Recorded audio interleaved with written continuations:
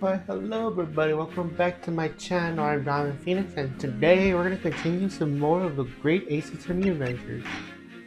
Last time, we were able to beat Episode 2, The Adventures of the Unbreakable Speckled Band, and now we're going to go to Episode 3, The Adventure of the Runaway Room. Let us begin.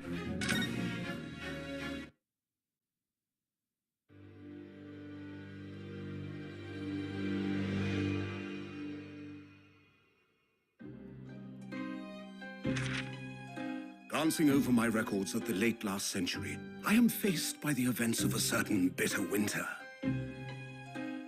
A murder in a carriage as it sped through dense London fog in the dead of night. Though the victim and the perpetrator were the only ones inside, there were multiple witnesses to the crime itself. However, none could have imagined at the time that such a seemingly obvious case as this would end in such a horrendous manner. My friend, Mr. Herlock Sholmes, once said of the incident, "I believe that perhaps that case was indeed the prelude, the beginning of a long concerto that impressive Japanese student and I were to play together."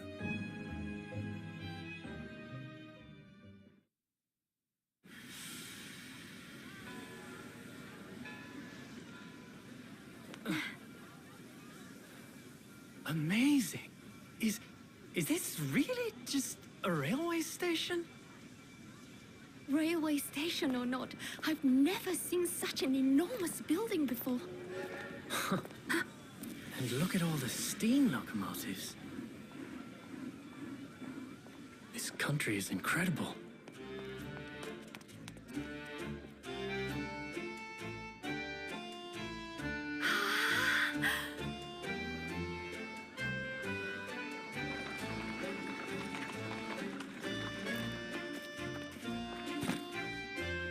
I feel like I'm dreaming. So this is the capital of Great Britain. So, where to? Oh, hello. Climb aboard. I'll take you wherever you want to go. In that case, the Supreme Court in Whitehall, if you wouldn't mind. My pleasure. I suppose you're visiting students from abroad, eh? Yes. Thought so. Well then, I hope you enjoy your stay. And welcome to the centre of the world, Great Britain's mighty capital, London.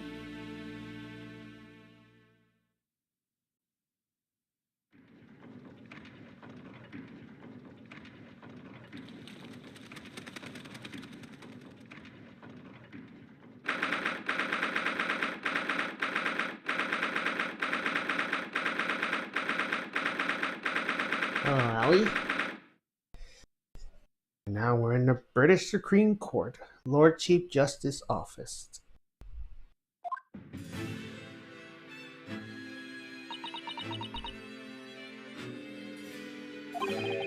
What an incredible place!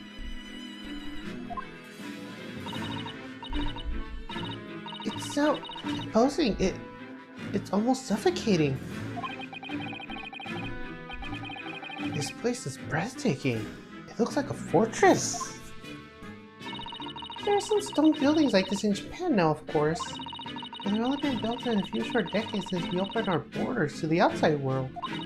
An authentic example like this has quite a different impact, wouldn't you agree? Far cry from the wood and paper most of the buildings are constructed from. It's certainly unfamiliar. But I think there's more to the difference than just construction materials. What is this place again? This is the Lord Chief Justice Office, Naruhodo-san. It is Supreme Court of Great Britain. The Lord Chief Justice. We got instructions to report here at the time, if circumstances were different. We were supposed to let the Lord Chief Justice know that we have arrived from Japan. Kazuma can't. No. But so instead we are here in a different capacity, as envoys to report the news of Kazuma-sama's death. Yes, and have to deliver his and her message, and envoy's duty is done. So we have to return to Japan. If you want to remain here in Great Britain, I have to take Kazuma's place as a law student selected for the study tour. Yes, which means you need to receive qualifications as a lawyer. Which is what I've been studying for. Here in Great Britain, it is the Lord Chief Justice who appoints us lawyers. And that's the second reason why we're here, to have you officially recognized as a lawyer. It's the only way that we're able to remain here in London.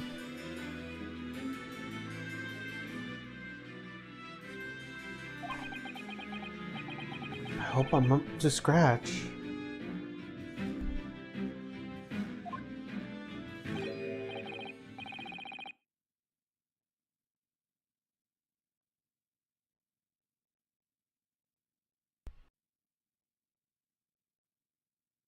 Oh, good morning. Sorry to keeping you. Well, oh, I trust you aren't too exhausted after your long voyage from Japan? it seems I'm 1 hour, 12 minutes, and 42 seconds late. My apologies. Oh, no, don't mention it. We're never happier than we are just standing around with nothing much to do. How fortunate. So, introductions. I am Male Strongheart, Lord Chief Justice of the British Empire. Ugh, and I feel like a little mouse under the elephant's foot. Come on, Mr. Naruhodo, don't be a mouse. Oh, It's an honor to meet you, Lord Chief Justice Strongheart. I'm Ryuzonosuke Naruhodo from the Empire of Japan. Well, Mr. Naruhodo. Welcome to London, the capital of our glorious British Empire. Yes, thank you.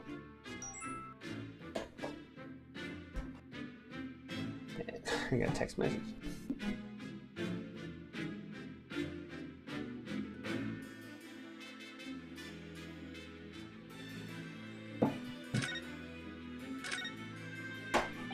So, what are your impressions of our capital so far? How do you like London? Oh, well, hell. I've been so nervous ever since I got here that I can't remember a single thing about a city. It's simply splendid, isn't it, Mr. Naruhodo? Oh? We had a wonderful view of some of London streets from the carriage on the way here from the station. Everything is so impressive and grand. I must say I'm almost lost for words. I'm glad to hear you like it.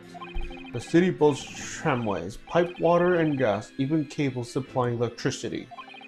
We spearhead every revolutionary new technology in the world. Every visitor of London is astounded.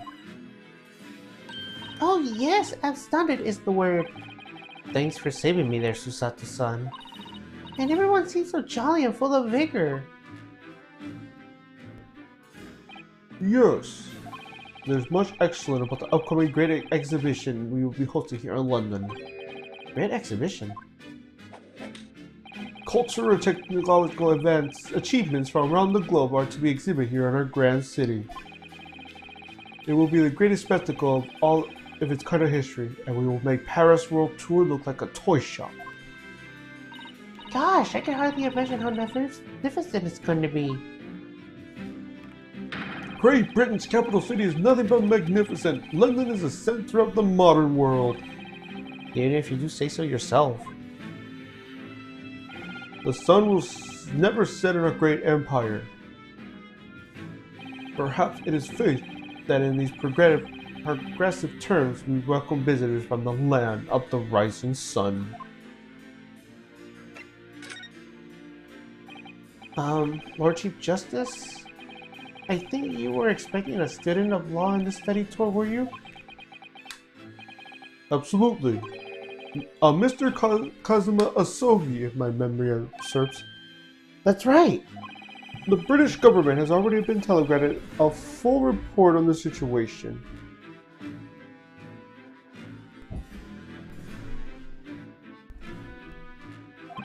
I am understand the young man lost his life aboard the steamship bound from our shores. That's amazing. The news reached him before he even arrived. My country naturally extends its deepest condolences to yours. Oh, thank you. And you honored this appointment specifically to inform me on the news? Yes. We are here as a capacity of envoys from Japan to report the sad news in person. You tell me you Japanese are people of protocol and contrary, and I see that it's true. It is with some regret that I must inform you that the death of the young lord means the study toward mainland can no longer proceed. If you would just hear us out, Lord Strongheart. What do you have to say, madam? It's about the study tour. Mr. Naruhodo here would like to make it a proposal. Would he now? Well, Mr. Naruhodo?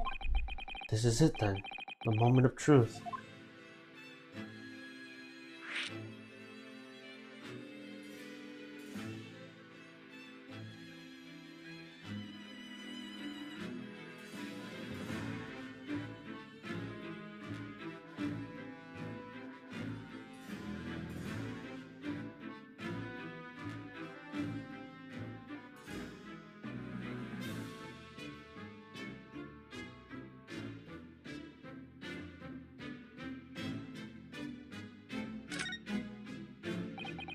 The thing is, Lord Justice, Lord Strongheart, I was wondering if perhaps you would consider allowing the study tour to go ahead?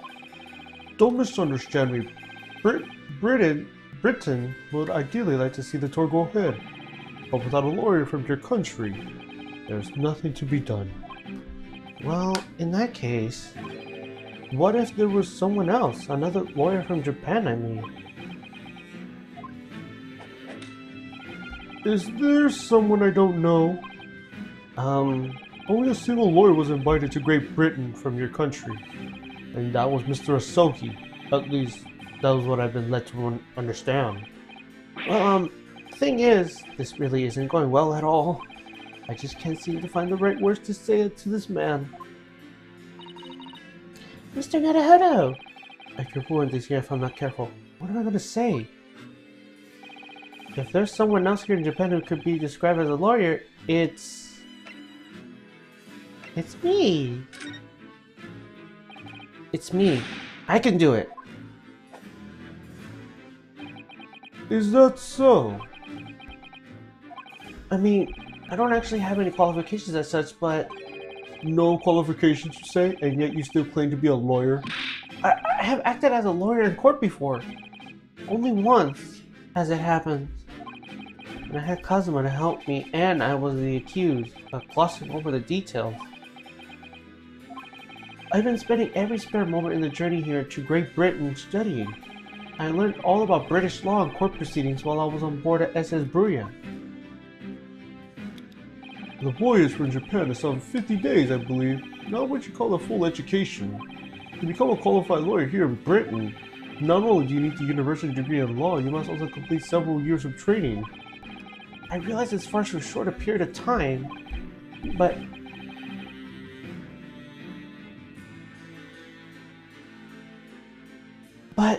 I can't just go back to Japan. Kazuma, Mr. Asogi's journey has only just begun. Coming here on the study tour was all he thought about. I have to carry on and do everything he planned to do.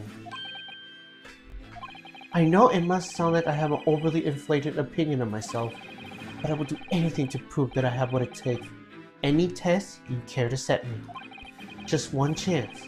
That's all I'm asking for. Please. 31 seconds. Sorry? Your opening statement there, Mr. Naruhodo. It was 31 seconds long. Not too brief, not too procrastinated. A perfectly judged appeal, I would say. Which is a skill that would stand you in good stead as a lawyer. Oh, thanks. So, you're willing to put those words to trial, are you? Well, I'm all for entertainment. Huh? But let me ask you one thing first, sir. Yes? You say you intend to do everything Mr. Asogi planned to do? Are you firmly set on that path? Well, yes, that's my intention. I see. Am I imagining things? Or did his expression just alter the fraction there all of a sudden? Very well. You have your wish. I'll give you a chance. A test to become a specifically certified lawyer. Whether you pass or fail is entirely down to you. Really?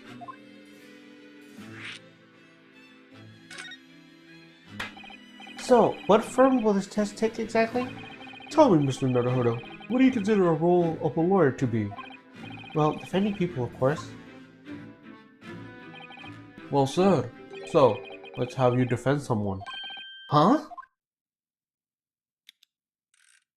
Your timing is perfect, in fact. There is an apt trial about to begin later today. No advocate has been appointed for the defense as yet, so this will become welcome news. Today? Straight away? If you manage to secure a verdict of not guilty, you have passed my test. What could be simpler? Ugh, how do I get myself into these situations? Well, could I ask, what sort of trial is it, Miss Lord Strongheart? Yes, good question. I remember. It's a murder trial. A murder? An extremely simple case, I understand. You really can't lose. That's easy to say. But I should mention, just in case, if the defendant is found guilty, he will of course be sentenced to capital punishment. Capital punishment? You'll be put to death? Here in Great Britain, murderers are sent to the gallows without exception. Presumably you read as much in your short C-based introduction to British law. We can't possibly agree to such a test. You would be toying with a man's life. I am the Lord Chief Justice and I decided it's acceptable. But you can't do that, can you? There's no need to overcomplicate things. All you have to do is to ensure that you don't lose. So the defendant may live or die depending on how well I perform in court? If I lose, he'll be hanged. Mr. Naruhodo, you come to me claiming to be a lawyer.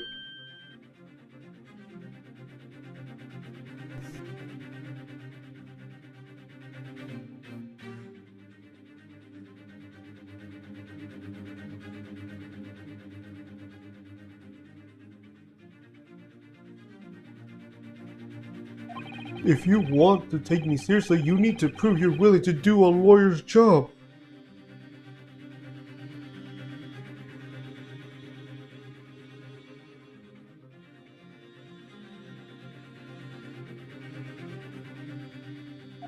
And you say you intend to see through the will of your compatriot, Mr. Asogi?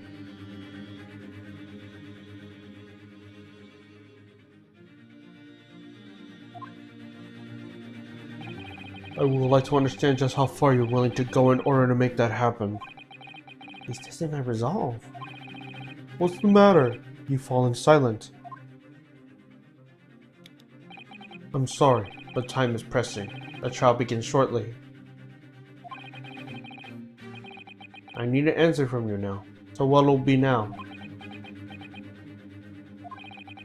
What do I say? Do I agree to his absurd test? Or do it? Alright then. If I have to give you a decision now, my answer is...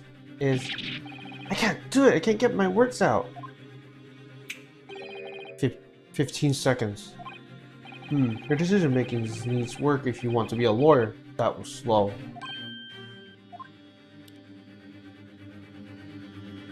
So, it's as I suspected, is it? Sorry? You have noble intentions, but lack the resolve to see them through.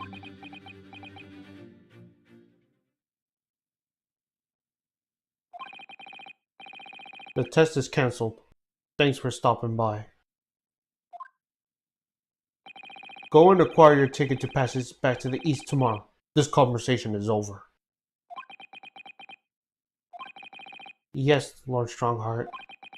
Thank you for offering me a chance. Mr. Naruhodo. I'm sorry, Mr. Zato, but what could I do? It's alright. I understand. You do? Not an easy decision to choose whether to defend a man in these circumstances. But resolve has absolutely nothing to do with it. What are you trying to say, ma'am?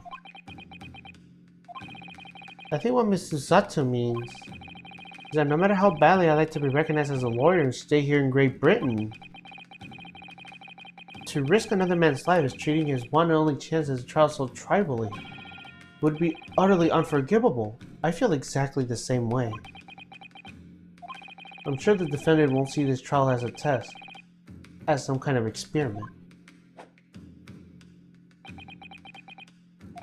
A lawyer may fight to his clients in court day after day, but for each one of those clients, the particular day they stand in the dock may be the only chance they have to fight to prove their innocence. No, I was wrong. I'm not qualified to do that job yet. I'm sorry for wasting your precious time, Lord Chief Justice. Wait, Mr. Naruhodo. Oh, was there something else? It's approximately 20 minutes by carriage to the Old Bailey from here. If you leave immediately, you should still be there in time. But I just said that... I was quite serious in what I told you. The defendant in this case has literally no one to advocate for him. What? At this point, he can't hope to find anyone to represent him.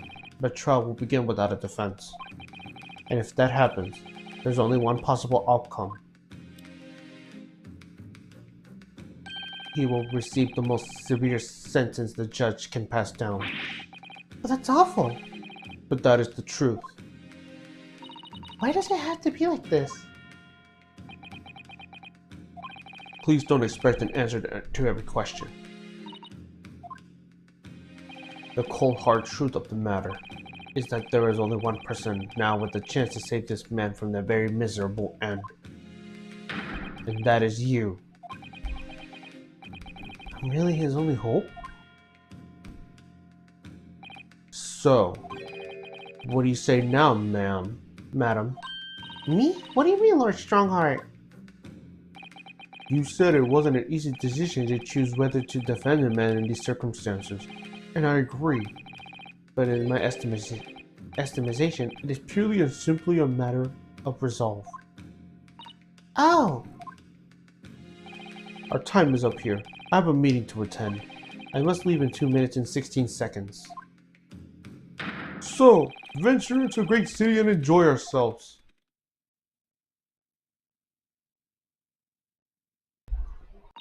He's gone. The Old Bailey. If we're going to do this, Mr. Naruhodo, we must leave at once.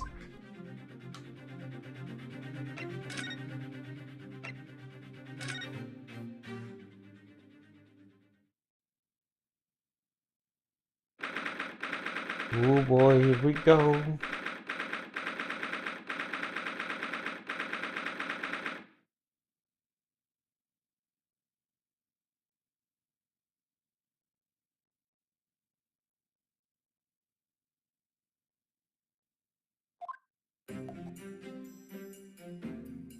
Oh, thank goodness we're in time. There's still 15 minutes until the trial begins.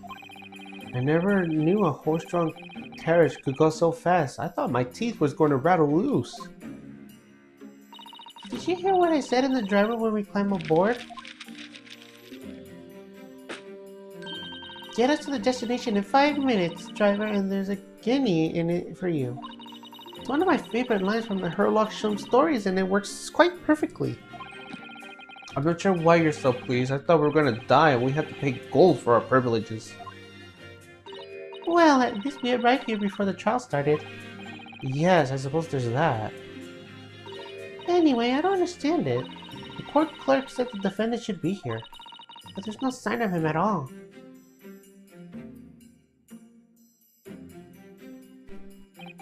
So this is the Old Bailey. Even this room for defendants to wait is in his ground. Are you alright, Mr. Naruhodo? I'm feeling tense, that's all.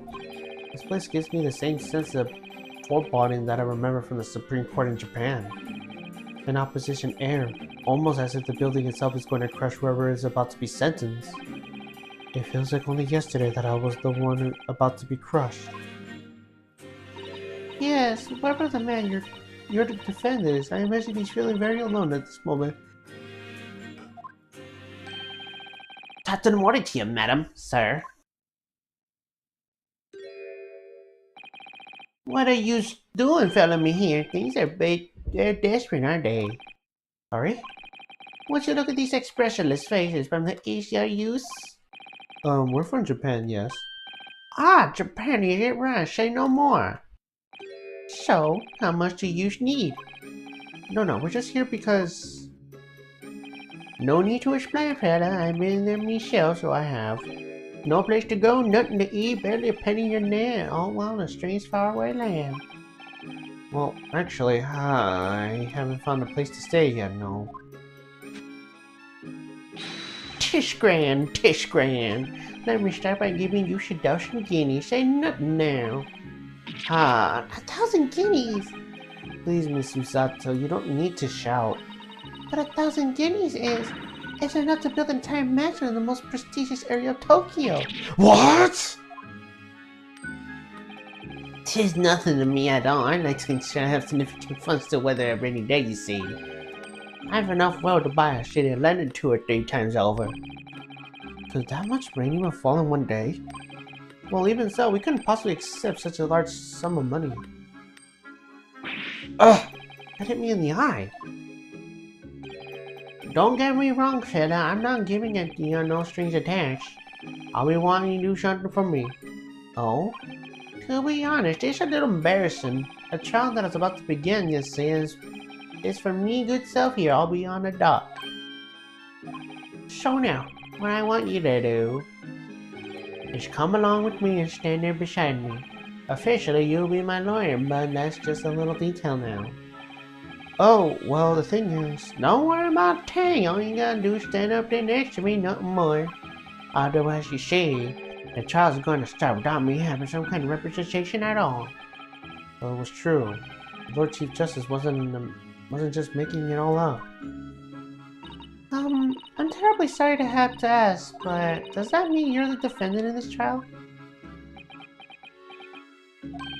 Blood and blazes, are you do you not know who I am? Me, one of London's biggest names? No, sorry, we only just arrived at the city, you see. I see. I suppose it isn't altogether impossible. Well, just next to Hyde Park in the center of London is another beautiful park. Sorry? A park? What? It's called my Gilded Park, full of blossom flowers in the spring and singing birds and whatnot. I donated to the city, I did. An entire park in central London? A city of smiles has my vision for London, and nothing Magnus McGilded won't do for the city and its cordial people. That's amazing. I mean, really extraordinary. Ah, brat! Not that the goddess said I'm a good for nothing criminal. Me, Magnus McGilded. What is the matter with the London police, I ask you? Alright, don't pass out. Mr. Naruhodo, perhaps now would be a good time to introduce ourselves while the gentleman catches his breath. Good idea.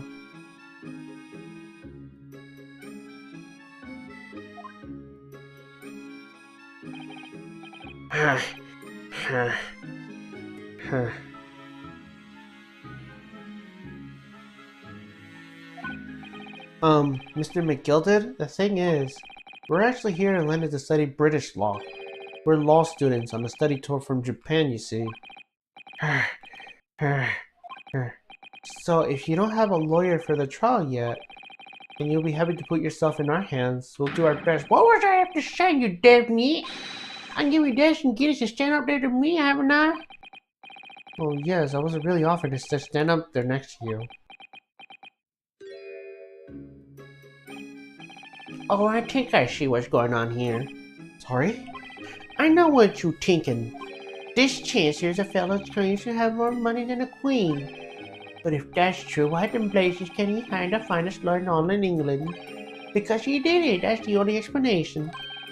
Well, um, well... Yes, exactly. What now?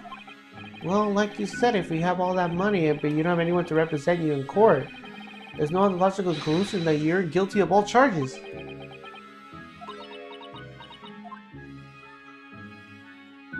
Well, you call a spade in the East, so you do. Oh, I'm sorry, I didn't mean any offense. Still can't express myself very well in English, you see. And I'm never sure what's acceptable to say and what isn't, so...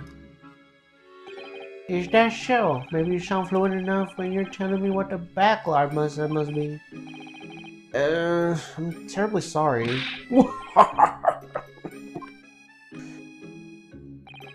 I can't say I blame you for thinking it, fella.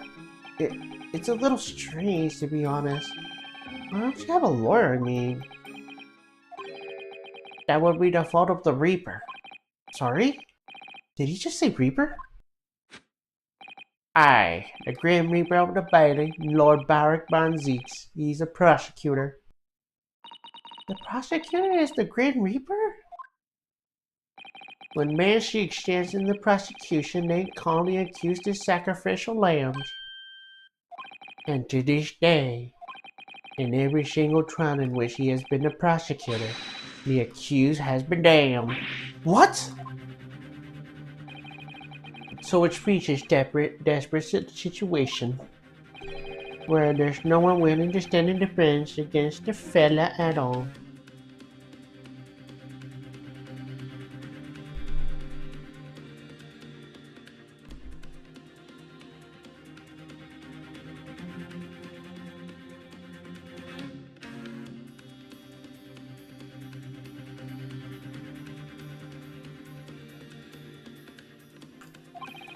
You could say he's a living legend of the Old Bailey. Goodness, Lord Barrett Banzeeks. He must be an exceptionally talented prosecutor then.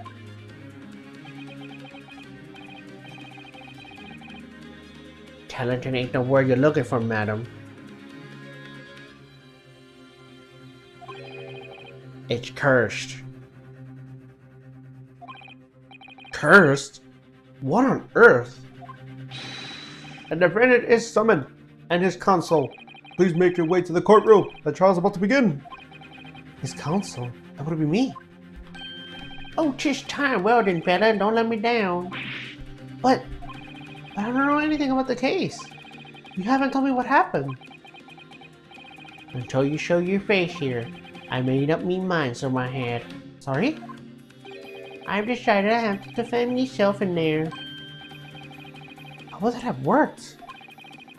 And then you made an appearance, a student of law would, you know. 'Tis no action, I assure you, 'tis fate. So don't get coffee now, please.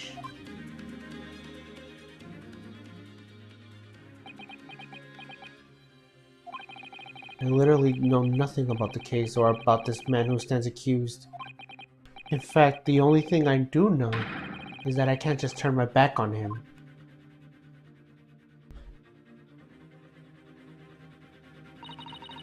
Mr. Nadahodo.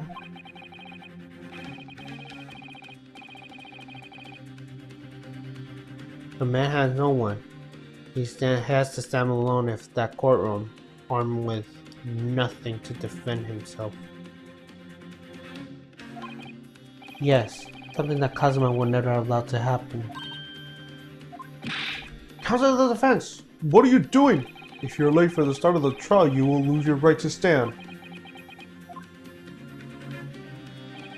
I'll be right there.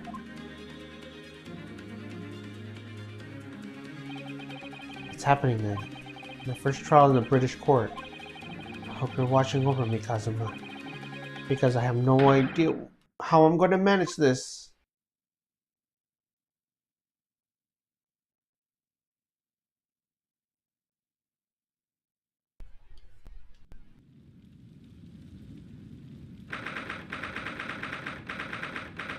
time.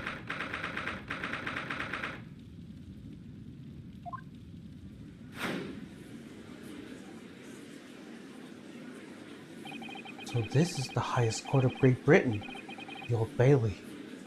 The centuries of history in this place is palpable, isn't it? It's so different to the Supreme Court of Japan. It feels both imposing and serene at the same time. The atmosphere almost makes work redundant. Whatever the country, determining a person's guilt or innocence is always a solemn affair. May I say something, Mr. Naruhodo? Oh, yes, what? Your eyes look ready to pop out of your head again. I know, but I just can't help it.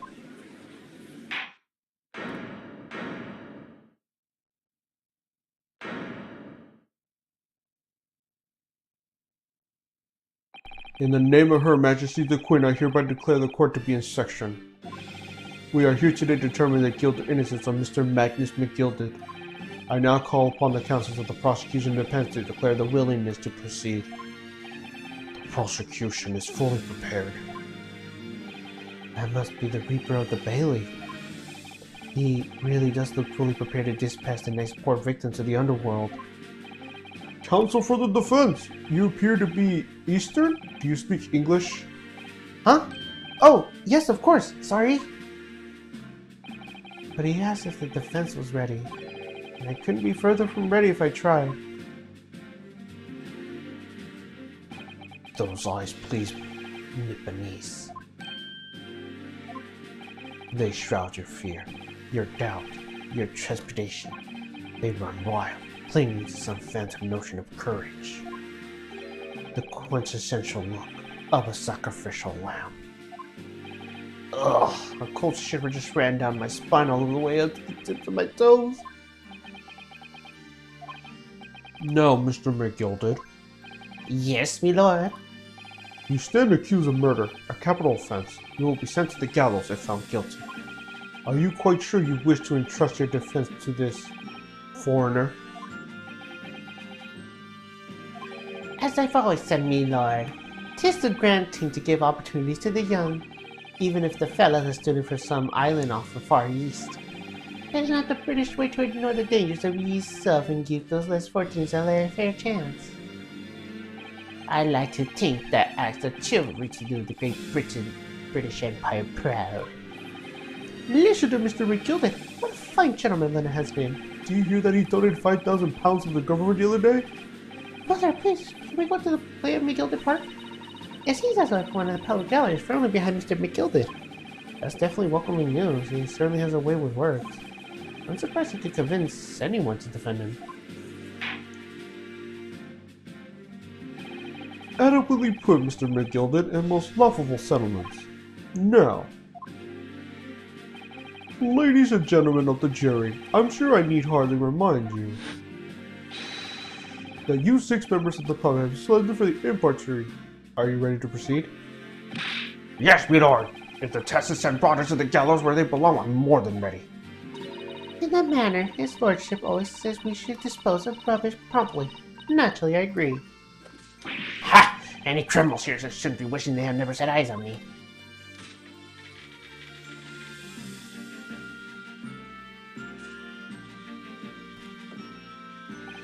I feel a chill. Oh, don't mind me, my dears. I just be getting on with my knitting. Must finish these mitts for my grandson. Ah, Mr. Naruhodo, these people are... Jury. Yes, that's something we don't have in Japan yet. That's right. All I ever read about it. But here in Great Britain, the court's final verdict depends on the opinions of these 6 jurors. The judge passed sentence according to law, but the jurors determine guilt based on common sense. The defendant is ultimately judged with 2 completely different points of view. How exactly do the jurors get their verdict? That I don't know, but... sure it will come clear as the trial progresses. Yes. Prosecutor Van Zeeks, my lord.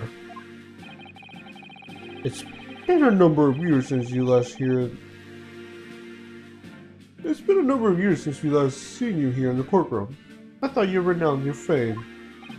I'm known as the Reaper of the Bailey, my lord. Infamy rather than fame, I should say. But yes, 5 years has passed since I last spread my wings on this capacity.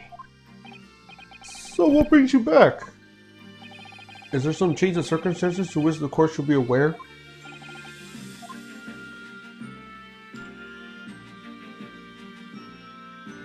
I leave that to your imagination, my lord. So the Reaper has been out of action for 5 years? Why did he have to choose today of all days to make a comeback? Don't lose heart, Mr. Naruhodo. As you wish, sir. The court nevertheless welcomes your return. Now then, opening statement, I think, a summary of the case, if you please. Certainly, my lord. As your lordship is aware, this is a case of overwhelming simplicity.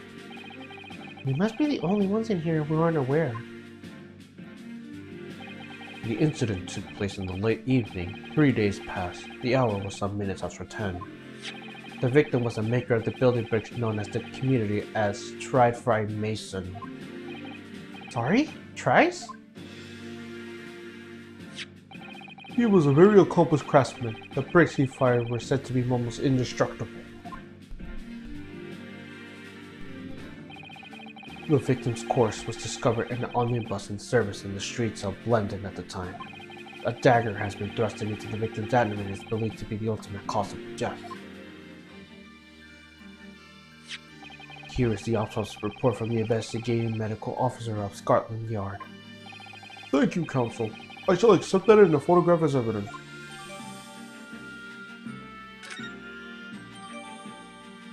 We got 2. And on further item of evidence, the prosecution wishes to submit these as well. And these are... Good lord! Is that blood, counsel? Yes, my lord. Seized by the policemen who arrived at the scene. These gored sword clubs were taken from the hands of the accused when he was arrested. What? Mr. McGilded's gloves had blood on them?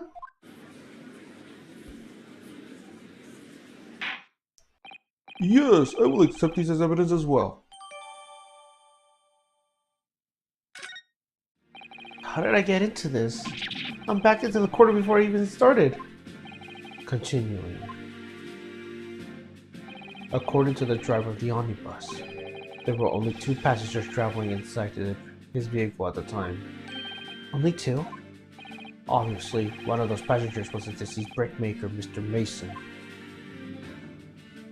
The other was the accused, Magnus McGilded. Well, rather damning circumstances to say at least. Defendant, what says you? Well, of course, I have no recollection of such a thing. Mr. McGilded?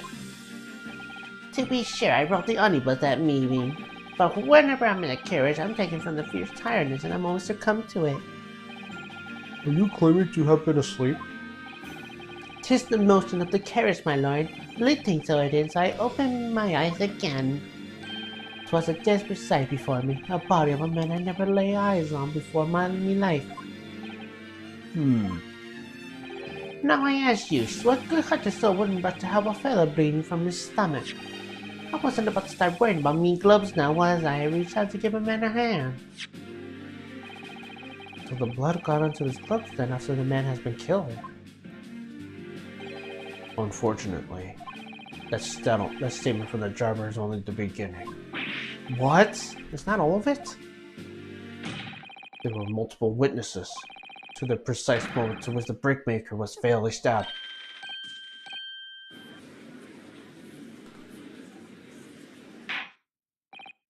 Order! Order! Order!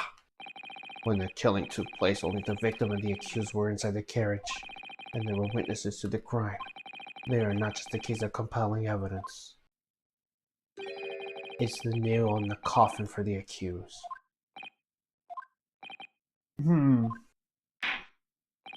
Thank you, counsel. The circumstances of the crime has been made quite clear.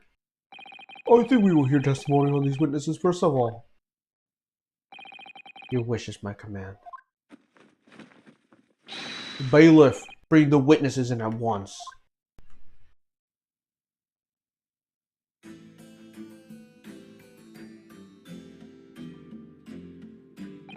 Witnesses, your name and occupation. And my name is, well, everybody calls me Beppo. I drive an omnibus in the East End. Bruce Verde. I'm a banker in the city. My name first. Lady First. I, make hats for gents. His name is Lady First, oh my god. Let's begin by confronting the packs. 3 days ago, in the short time after 10 o'clock in the evening, all of you present in the stand were in the omnibus and witnesses of the aforementioned incident. Is that correct? Yes, sir. Quite right. Yes, sir. That's right, sir. Very well then. Let's proceed with your formal testimonies, please. Each of you will tell the court precisely what you have saw.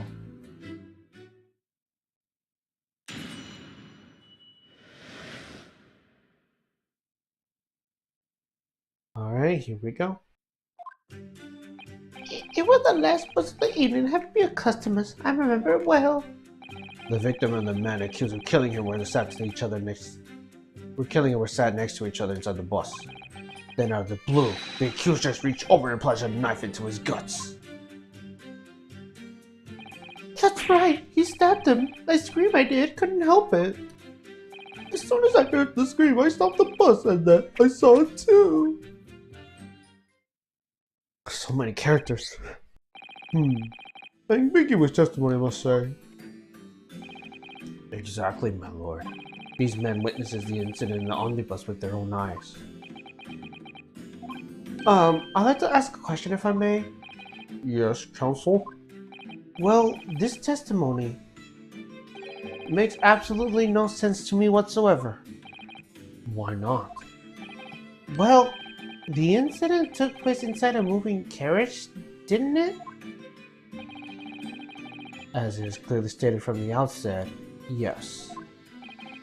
Well, in that case, how could those two witnesses probably have seen what happened? There's no way they could have seen the inside of the moving carriage.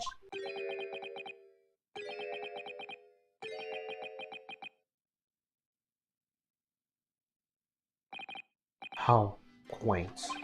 I read that civilization in Eastern Island nations were as good century behind your own. But you here in London yourself, are you really so arrogant about our omnibuses? Huh? Tell me, my Nibonese friend, have you even traveled in the omnibus? Well, no. We only arrived in London this morning. No matter. I arranged for us all to see for ourselves the actual scene of crime, that is. What do you mean? The actual scene? How? A carriage is designed to be moved after all. Precisely, you understand that much. Yes. The omnibus in which the bloody crime took place is here today in this very building. Here? What? The entire carriage? Bailiff, bring forth the sickened omnibus.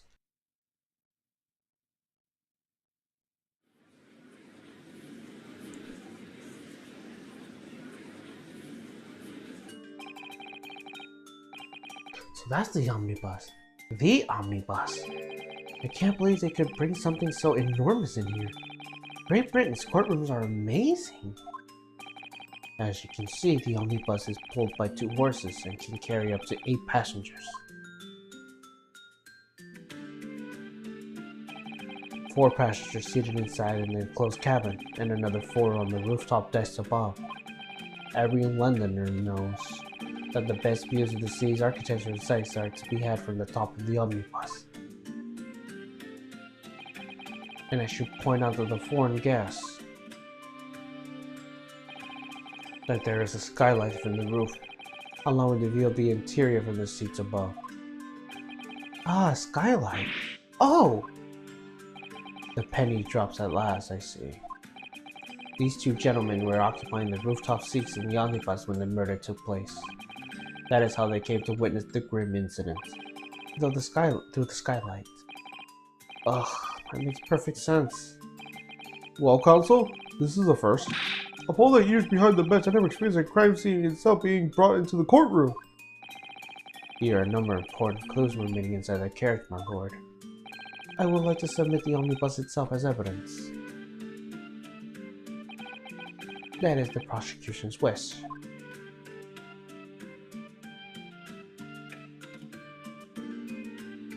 Very well. I see no reason why not. This omnibus is hereby formally accepted as evidence.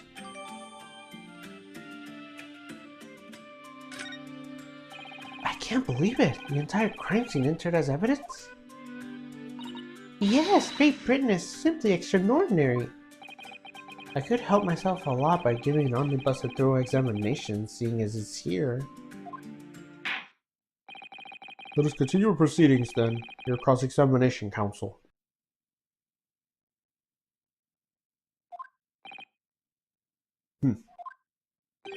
Pray don't expect this nippity stray to understand the intricacies of the British court's cross-examination rights.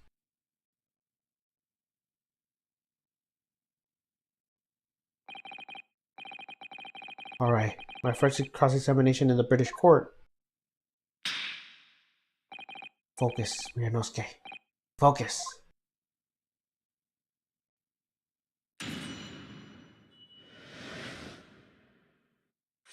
Let's actually examine the omnibus.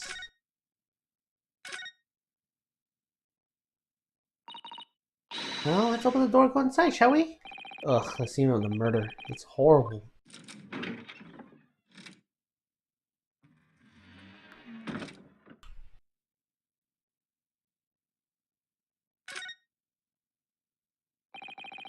That's blood that's soaked into the seat. The victim, obviously. Yes, and the seat will be clearly visible from the roof deck. Would you really stab someone in full view of the other passengers like that, I wonder? Well, it was after dark. And there was a lamp on in here, and perhaps the culprit could see everything outside the skylight. Whichever way you look at it, it doesn't seem like it was a planned attack.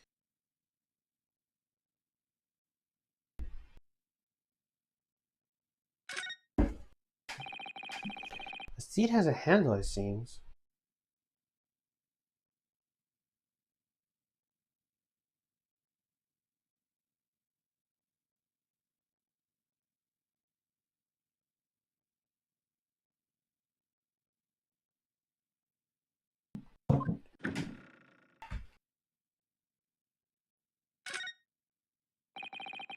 It looks also the equipment that might be needed to keep the omnibus running.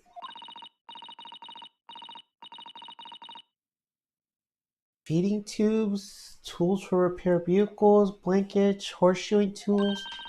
So it's a storage compartment to the coachman to keep these things, I seem. There doesn't seem to be space for passengers to show their luggage, that's for sure. Well, I don't imagine it would be very convenient for that purpose anyways. Yeah, I think we're good for now.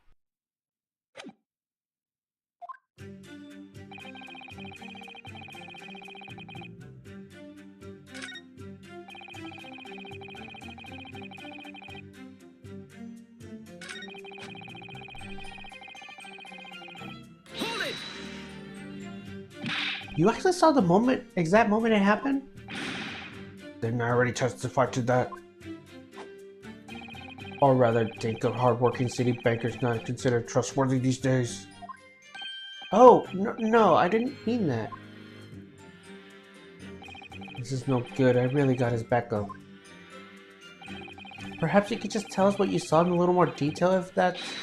My lord! Juror number 3? What's the meaning of this? My mind is made up, my lord. Completely, utterly made up. Made up about what? I don't like this sinking rich. Never have. They're always up to something or other than they shouldn't have, every one of them. And that little leprechaun of a man is no obsession. Well, you can't fool me.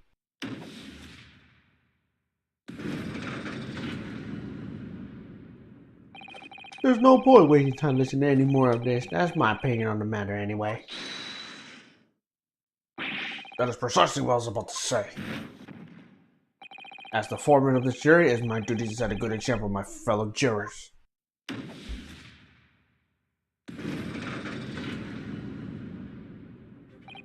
What is happening here? me see. Oh yes, it seems that's how the members of the jury give their verdicts. With fire? Apparently, yes. White for innocent and black for guilty. As the 6 members of the jury make up their minds about the case, one by one they each cast a ball of fire into the great scales of justice as we saw a moment ago.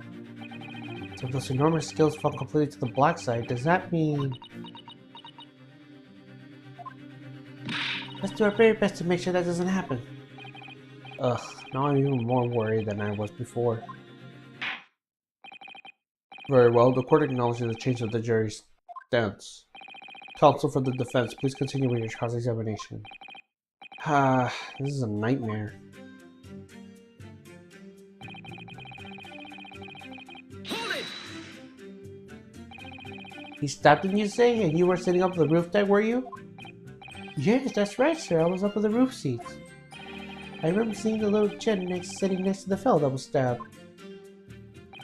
I've been thinking about the new head design, you see. So I was just gazing up and minding about.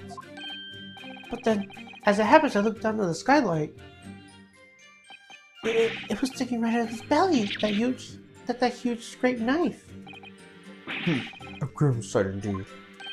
That didn't help me at all. The jury looks like they're even more convinced my client did it than they were before.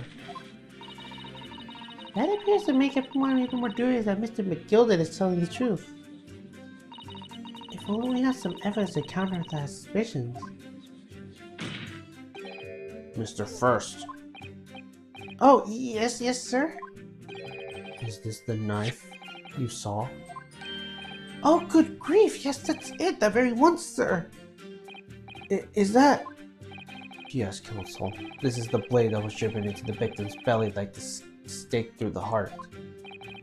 That is the blade of considerable size, counsel. It is. And furthermore, the stabber is an embedded probably with a certain initial. The letter M, which seems only familiar. Ugh, please, no. M. For Magnus, perhaps, or McGilded, probably. Take your pick. This seems this particular big name in London made a magnificent mistake. Objection! But there is M everywhere. Yes, like in Mason. Objection! This blade is far too extravagant for a poor bricksmaker to have owned. No, this weapon of murder almost certainly belongs to the accused. Ugh. Not conclusive, but certainly compelling, counsel.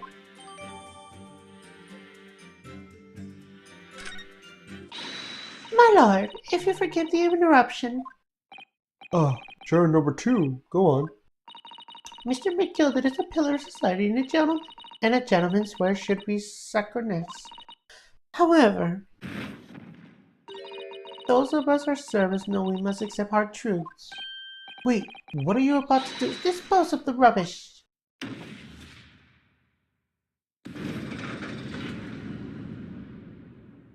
No! I don't wish to cause offense, but I do like to eradicate all traces of filth and grime.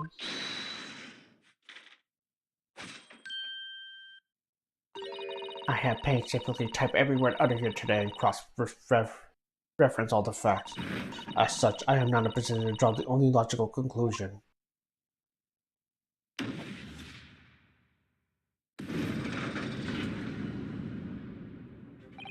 Not again. That's 4 out of 6 jury members who are proposed to the guilty verdict. There's only 2 left. We've had it. Trying to press these witness for information just makes the situation worse. Nevertheless, now we need more than anything at the moment for more information. Still very much in the dark. I suppose I just have to keep pressing the witnesses, knowing that the more sparks may as well fly.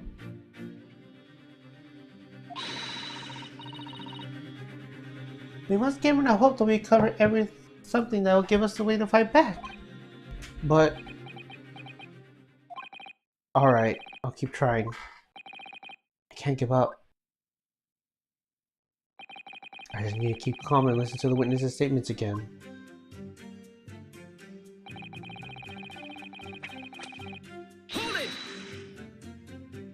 What exactly do you see? Oh, where should I would be the passenger? Should you collapse on the floor? He was. And by passengers, obviously you're referring to the victim, Mr. Mason, the brick maker. And the other passenger had a knife in his hand, like this. By the other passenger, obviously you're referring to the accused, Mr. Magnus McGilton. And then he plunks it up like this, stabbing the other passengers in the belly. What?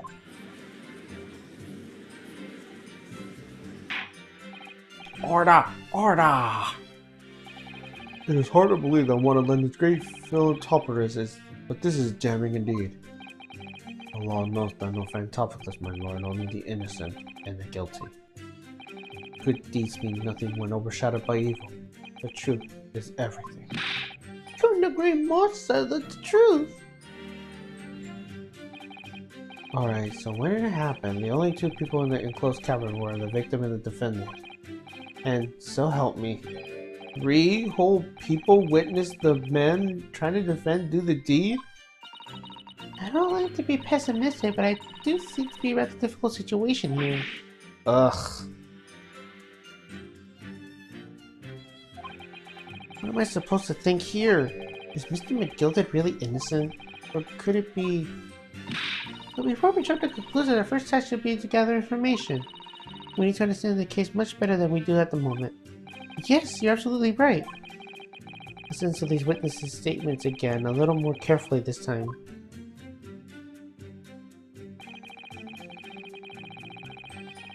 Hold it! Yes, I think sometime after 10, was it?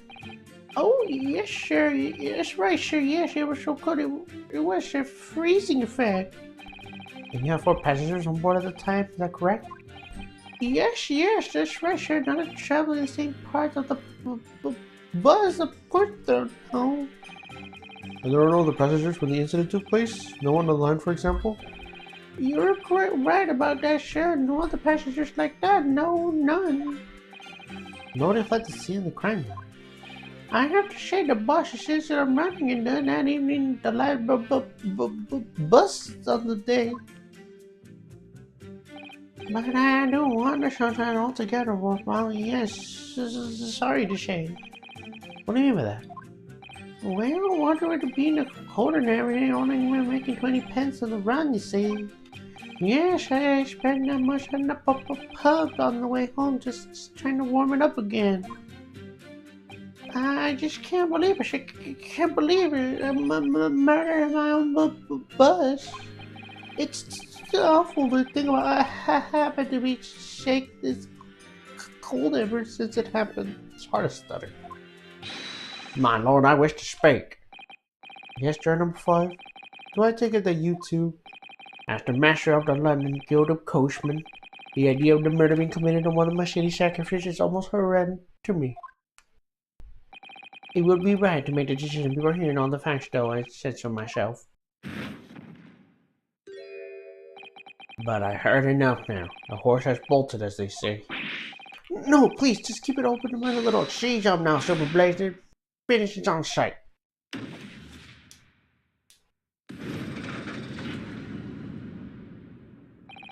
Beppo is a long-standing member of the guild, and I trust what that man says. Oh, then thank you, sir. You're the kind, sir. Ugh, this is too unkind, sir. Which now means that 5 jurors agreed to condemn this man.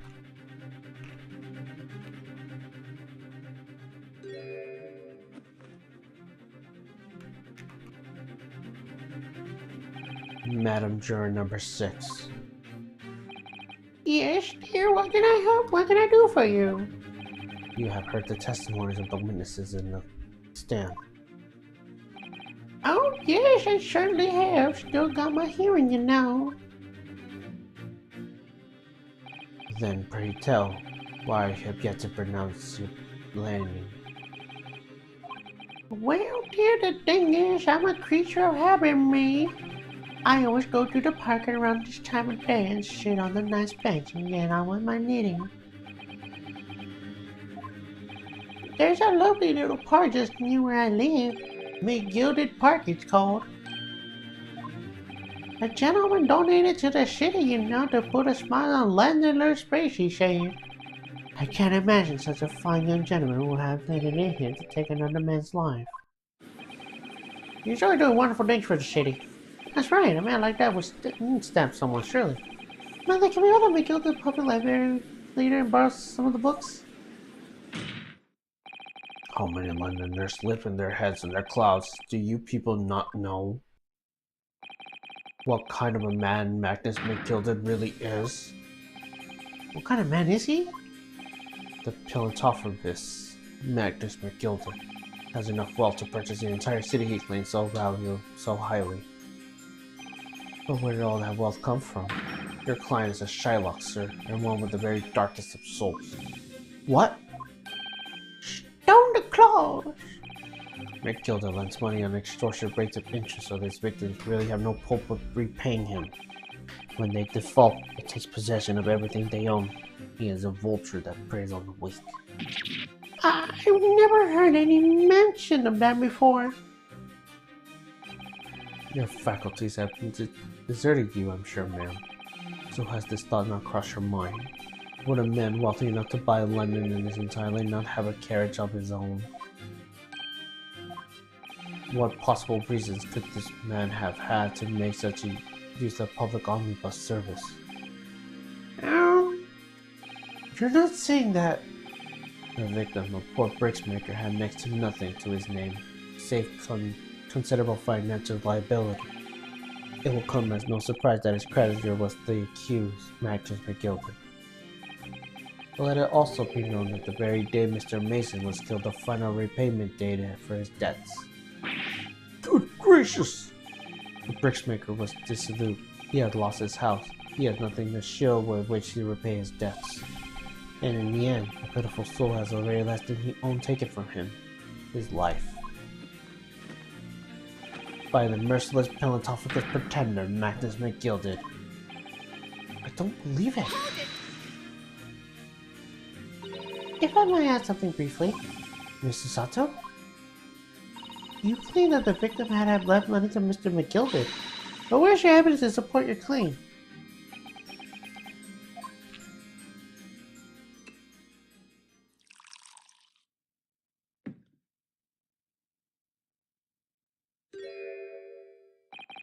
Pray forgive the discourse of filling my heart of chalice in the court of law. Aha! There it is! Lord Banksy's hallowed chalice! How can this be considered acceptable? But I find myself in unexpectedly good humor. I have heard ladies from the Far East could show great courage, but I didn't expect to experience it myself. As traditional assistant of defense, I am simply doing my job. What a pity that your display of courage is in vain. This is the debtor's ledger, which details all monies loaned by the accused. You will find the victim's name clearly recorded inside. Oh! Allow me to present this ledger as evidence. And pray forgive the discourse for raising my chalice and a toast to the enigmatic East at the same time. A marvelous toast, Counselor. I will gladly accept this new evidence.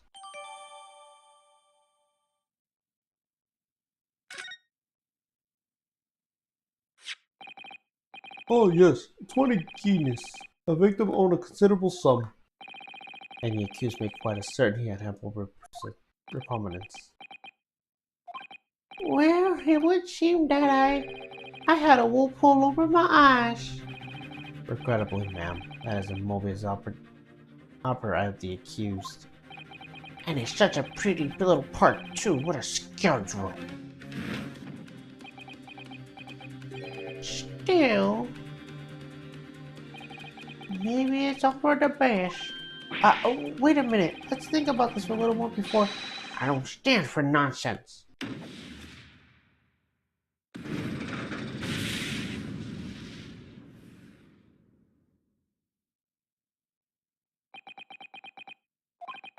That was it.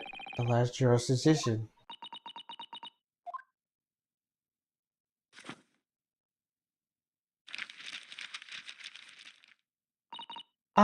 According to this Encyclopedia of British Law, when all members of the jury has concluded that the defendant is guilty, court proceedings are suspended, and the presiding judge will deliver the final verdict and sentence. That's what it says here. The final verdict. It's over then. Oh! There's a footnote, though. A footnote? However, the defense... All 6 members of the jury are not to agreement in this case.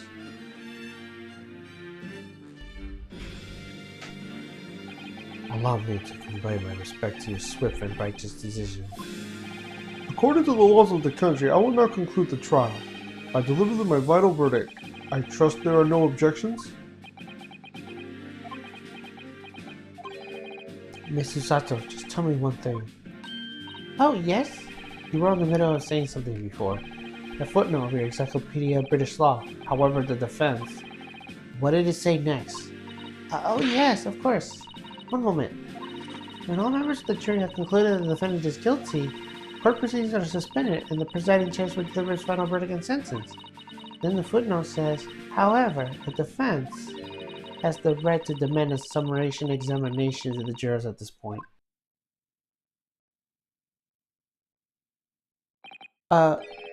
Summarization? Examination? Objection! A summarization examination? In which century has that tone you have been there resurrected?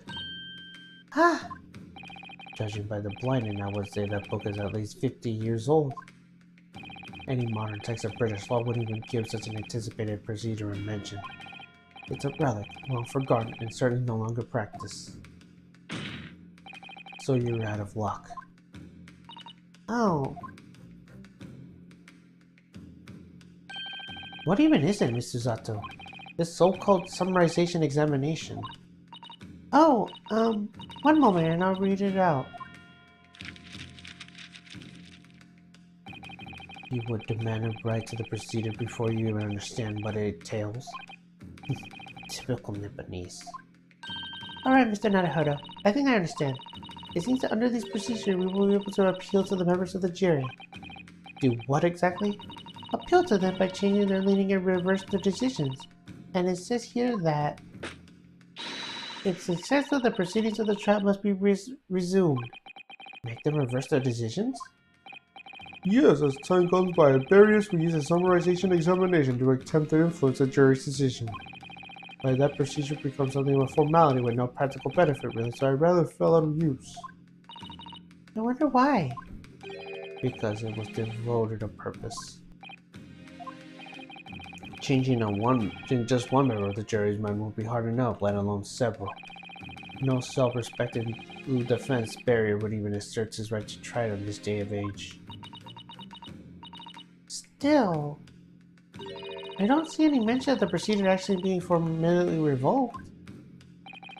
What are you suggesting? I'm suggesting that although it may be adequate and largely forgotten, it isn't yet extinct. What do you think, Mr. Naruhodo?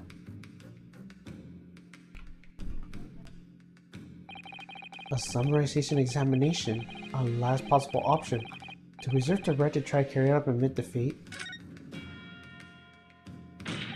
The defense wishes to assert his right to summarization examination, my lord. Objection! London is a capital city of the most powerful nation on earth. We have a duty to the world to exemplify the very high standards of judicial procedure. Summarization examination are embarrassment that should remain buried. Objection! But if it's alright, it's alright. I believe it will prove vital in this trial. The defense petition is perfectly valid. The court will proceed with a summarization examination. This is madness. Foreman, are you and your remainder of your jury ready? Well, I'm not, there was no mention on this in the letter of the CPC, so...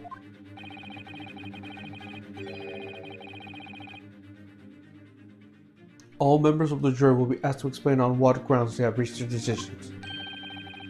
On what grounds? You must all justify their decision and explain why you believe the defendant to be guilty. Well, my lord, you're rather putting us on the spot. This just wasn't regular. No mention was made of this before. I don't really hold additional justifying lark. That seems to have thrown the jurors off. It seems none of them experienced this before. Alright then, the summarization examination. A defense procedure no practicing lawyer has attempted for years, is it? Well, just maybe. It might be the opportunity we've been looking for to turn this trial around. So be it then, ladies and gentlemen of the jury. The court hereby calls upon you to state the grounds on which you find the defendant Magnus McGilty guilty of the most serious crime.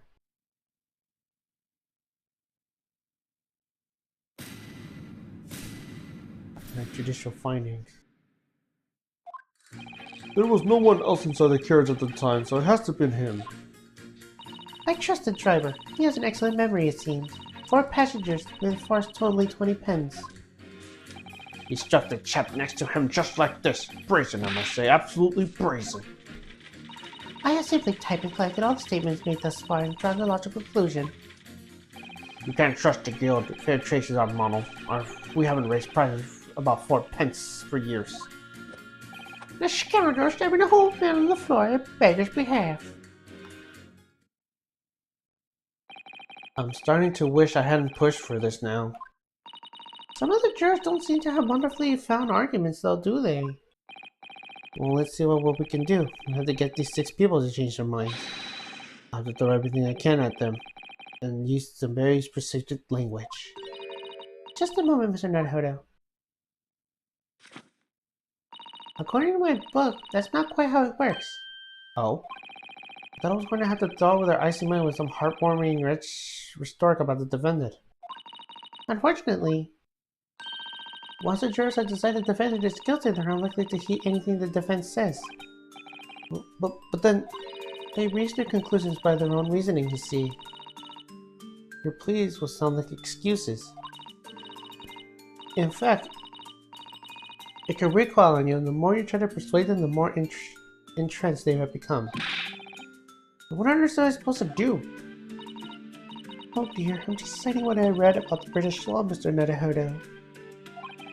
Right, I'm sorry. Do you have any idea how to make this work then? Well, from what I can understand, the key to the procedure is using the jurors' own words to make your arguments. What do you mean? Well, the 6 members of the jury have randomly selected members of the public. They appear to be presented a united front, but the truth is, they are completely strangers who just happen to find themselves here in the courtroom together. And that's the way to break them down, you mean? Yes, exactly. We must listen very carefully to what each member of the jury says, and to see if we can identify inconsistency statements. If we can contest the statements and pit them corresponding jurors against each other. I see, so the contradiction is what 2 or more jurors to say what we're looking for. In a way then, this is similar to the regular cross-examination. Oh yeah, I suppose you're right. Find contradictions in their statements and pit them jurors against one another to break them down. Alright, I might be able to pull this off. No, it's not right. I have to pull this off. Can we start proceedings, counsel? I will ask you to take the stand for this. I'm expecting a clear and conscious rebuttal. Yes, my lord.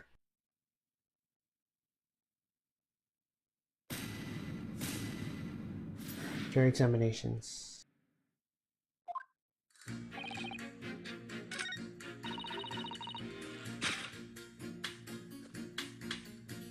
Objection! Those 2 statements clearly contradict each other. They do? Explain yourself, counsel. Me? Oh dear, what have I said? I swear on Super Blaze's maiden name, I haven't the first idea what you're talking about. According to the group testimony we heard so far, there were 4 passengers on the omnibus on the night in question, and according to the coachman Mr. Beppo, he took 20 pence in fares. Quite right, well, I have these precise details typed nearly here in front of me. But juror number 5 also told us the following. The fare for the omnibus is always 4 pence. That it is. The fare constitutes simple Christ, that's the way London's carriage should be operated. But that doesn't add up at all. In fact, it leaves a glaring discrepancy in the facts. Why, man, why? 4 passengers paying 4 pence each. If you do the multiplication... it would be 16 pence! Exactly. As I said, it doesn't add up. The figures are different. By 4 pence, in fact. Or precisely 1 person's fare. 1 person's fare? Yes, in other words, on the omnibus that night, it's distinctly possible there's another passenger we heard nothing about. Good gracious! This can't be right! The coachmen of the guild were good, honest men, one and all. Trustworthiness is our watchlord. That figures your coachman claims most certainly do not add up. Your watchword, good sir, is offensively. I beg your pardon? Mr. Guildmaster, I think you ought to consider that if this trial were to end now, the news would surely spread all over London. The news that one of your coachmen tried to hide the fact that he let nefarious characters ride his omnibus. Alright then, how do I make this so the miserable trial doesn't end, Well, according to my book here, you simply launched a ball of fire into the innocent side of the set of scales. Now hold your horses there, coachman. We all in agreement, but we have to go and... Wait till I get my hands on you, Beppo!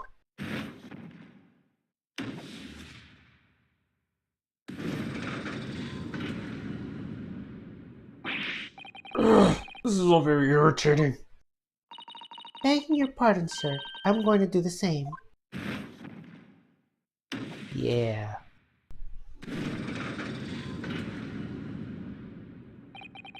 For the love of Mike, not you as well. A penny can be a difference between a smile and a tear, after all. I certainly can't put my trust on someone who doesn't follow my exacting standards and financial manners. Oh, really?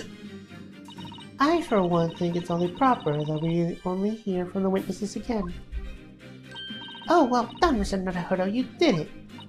We can manage to change 2 more jurors' minds. We can force the trial to continue. 2 more. Actually, there is something else that's bothering me about a couple of their assertions. And that's where you must strike next. So I need to pin 2 more jurors against each other and show there's another contradiction in their assertions. Exactly. Do it. Well, the scales of justice have shifted, but they're still weigh heavily on the side of guilt. Counsel, you have the floor again. Continue with your summarization examination.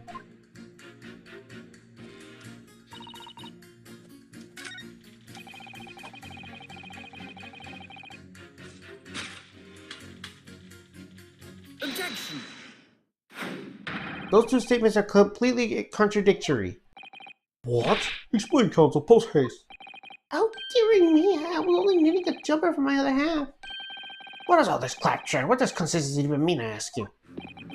We heard from more than 2 witnesses that they allegedly saw an exact moment when the defendant stabbed the victim. Now, out of curiosity, juror number 3. What? Can't you see I'm busy here? How would you say the defendant stabbed the victim? What sort of motion was it? Heh, want to test me, do you? It was like this, struck a fella next to him without even getting up, just like the prim blanker said. Yes, that was Mr. Fairplay's testimony, quite true. Now then, juror number 6. Oh, is that me, is it? What can I do for you, young man? How would you say the defendant stabbed the victim, madam? Oh, well, dear, as far as I can understand it, it was like this. He stabbed the poor man after he collapsed on the floor. The coachman said so. Now don't move. Take a look at these 2 jurors. He struck the fella next to him without even getting up. And he stabbed the poor man after he collapsed on the floor. Well, I'll never. They're stabbing in totally different directions. What? Plasma stitches, what a muddle! What this tells us is that there is a strong possibility one of the witnesses isn't telling the truth. Oh! But why? Why the dickens would they lie? I don't know that yet. What I do know is that if the trial ends at this point, we may never find out. We may never know the real truth. Ladies and gentlemen of the jury, can you really let that happen in all good conscience? Lies, you say? Oh, dearie me. I cannot bid people telling lies.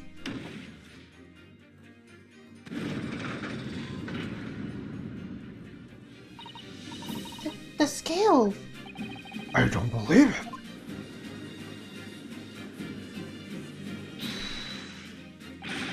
Wait! Now hear this, my fellow jurors. I warn you, you cannot listen to this man. Look at him in his black suit. He clearly has some devious Eastern sorcerer using magic as us all. If I use magic, do you really think I'll be putting myself through all this?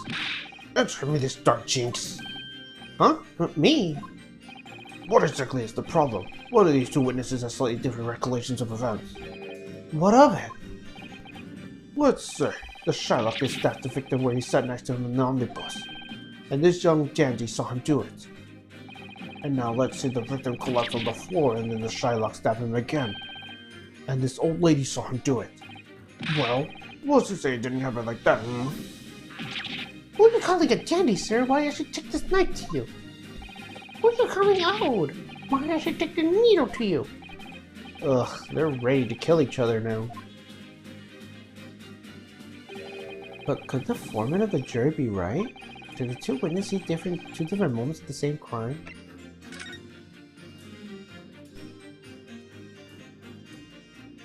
Unfortunately, Mr. Foreman. What is it, you dark jinx? Come on, out with it. What you're suggesting is impossible. It's out of the question. What are you talking about, man? How can you possibly say that? You don't realize that I'm only doing my job. As foreman of the jury, I have the responsibility to steer everyone in the right direction. So where's your evidence, man? That's what we want to see. I see the two witnesses saw two different moments of the same crime. If you say that's out of the question, show me some proof. It looks like it's the only way I'm convince him is to present him with something I can't dismiss. From infuriating heart evidence. As you wish. What? I'll give you the proof. It's out of the question that the two witnesses saw the two different moments of the crime, as proven by... Take that! This is the victim's autopsy report. According to what's written here, Mr. Mason was stabbed in the abdomen. Only once. Eh? Only once? It's quite simple. The victim was stabbed precisely one time. Which means the witnesses cannot possibly have seen it happen two different times. Alright, I concede defeat.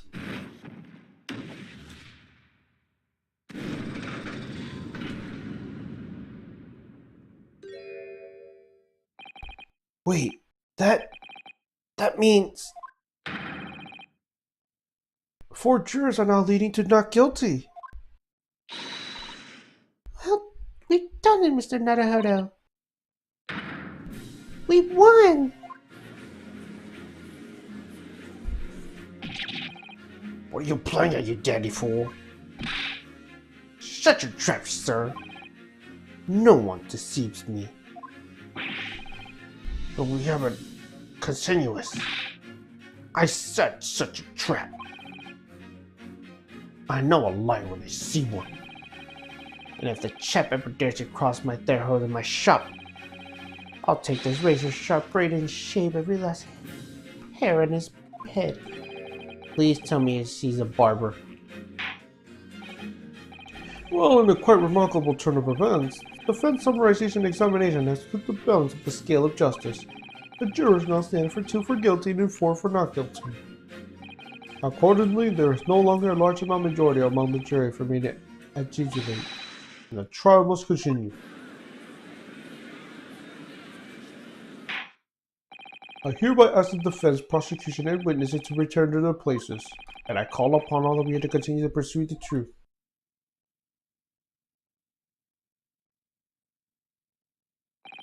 So, Lord Van Zix, continue with sustaining the case for the prosecution, if you please.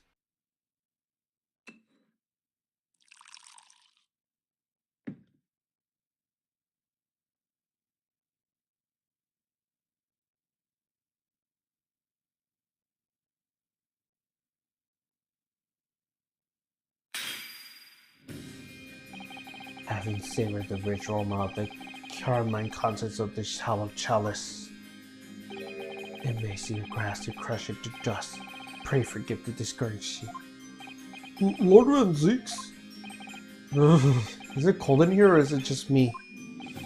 As your accurately tone no doubt says, the prosecution may not speak during the summarization examination. So I honor the deadly silence and listen to the charade. It seems I overestimated the intelligence of the jury. Well, no matter.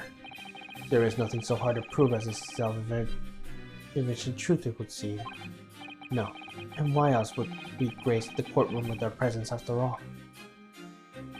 So, let us proceed to the next round of battle. Bring forth the witnesses once more.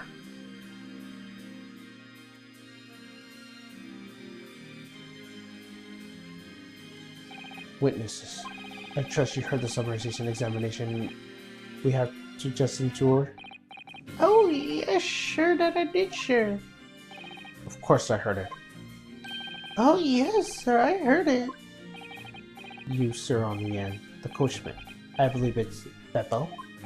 Yes, sir, my lord, sir.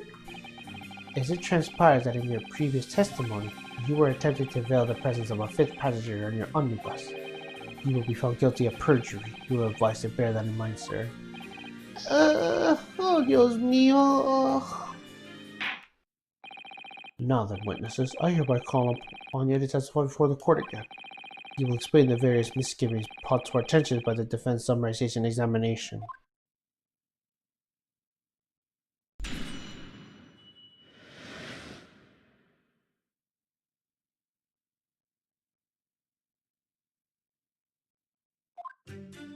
I only came for passengers that night.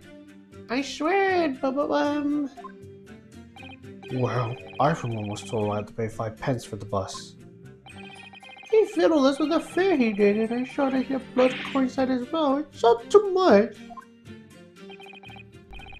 But I tell you, I saw McGill stab that man. Everything I said before stands. Oh, yes. Down him he did. Yes, he did. I think so, yes.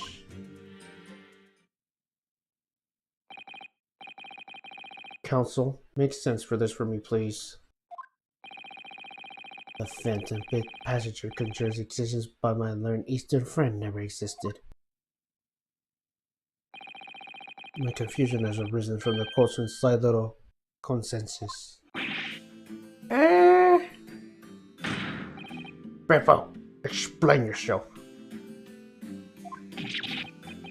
I'm terribly sorry, Guildmaster.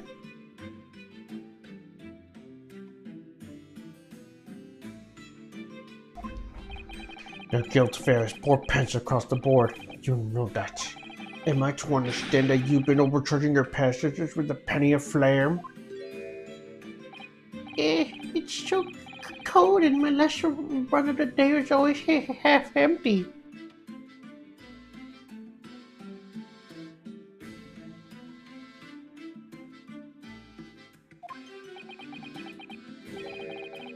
You have been dishonest, coachman. Sorry? You're a disgrace, Beppo. A disgrace! Your selfish actions have brought dishonor on the entire guild. If I may, sir, I had to pay 10 pence on the bus just last week. What? 4 passengers has 5 pence each is, yes, 20 pence. I've done the answer math 10 times already. I just can't make the results come out differently. No, that figures.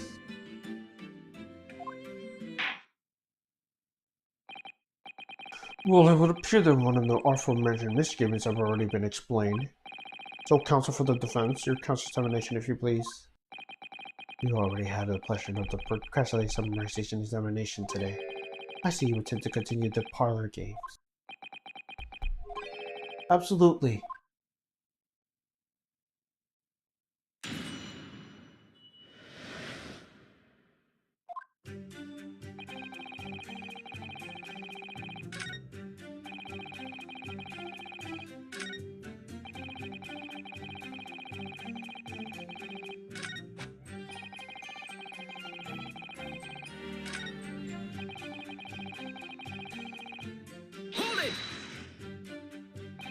Earlier, you testified that you saw the moment when the defendant allegedly stabbed the victim.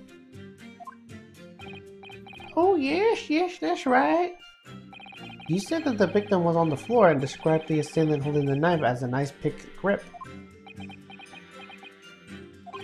I suppose I might have, yes, I will put the cart before the horses, maybe. What's this? Well, I'm quite sure of most of it. I was driving the horses when I heard the scream from the seats of my roof deck. Oh, I expect that was me, sir. Then when I turned around, yes, I saw through the skylight. The gentleman was on the floor and the knife was sticking out of my midriff. That's right, yes, and the fellow holding the candle was a famous man, yes.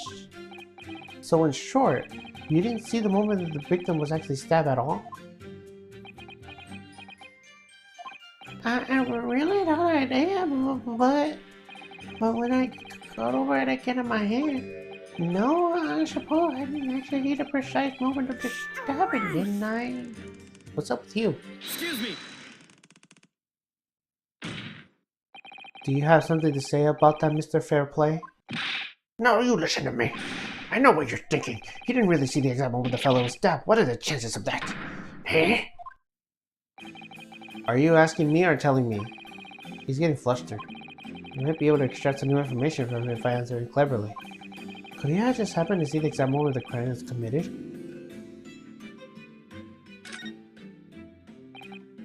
Well, it's a little hard to believe, certainly. Unless you spend your time peeping through the skylight on top of the omnibus, that is. Peeping? I'm a responsible city banker, you know. And I know what I saw, and I remember clearly as the Ballarat day. It was a great scene, I don't mind telling you. Thank you, Mr. Fairplay. Oh, excuse me, I was getting a little hot on the collar there, my lord. I would ask you to supply your testimony with a clear statement about what exactly you saw. Oh, I can do that, alright. I'll tell you how grim it was. Did you think I'd forget the sight of those blood-soaked hands after that butcher stabbed the man? Really? Objection. Blood-soaked hands? Well, I admit the silk might be laying a little thick, but anyway, there was definitely blood all over them. Both of them were covered by it. Well, I'm very sorry to disagree, Mr. Fairplay, but that's more than a little peculiar. What? You are the gloves worn by the defendant, Mr. McGilgan, on the night in question. Oh, yes, right. And there certainly does appear to be a sizable dark clouded stain there. But, as I'm sure you can clearly see, it's only on the right-hand glove.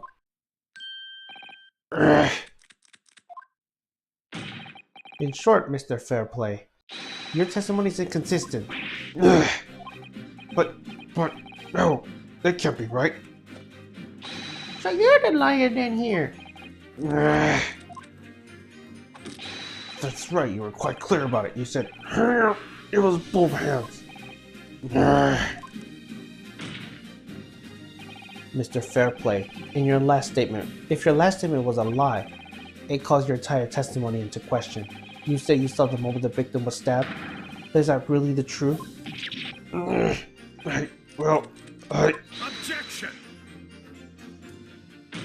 It was a simple mistake. You can't justify accusing this man of lying. Yes, it wasn't both hands, it was only one, but the fact remains. The victim's blood was on the accused. Objection. No, Mr. Fairplay categorically said that he saw blood all over both hands, which means there's a strong possibility that this witness was deliberately trying to mislead the court. Why, I'm the city banker, for pity's sake. My word can be the gold standard. I'm a gentleman, not a gutter snipe. Upstanding members of the city won't procrastinate. He's claiming to have no reason to lie. But is that really the case? Mr. Naruhodo, if we have some evidence to explain why Mr. Fairplay might be lying, it could turn the tide in his trial completely. Something to show this man has a compelling reason to lie in his testimony. My lord. Yes, counsel? The defense is ready to present evidence. By Jove, are you sure?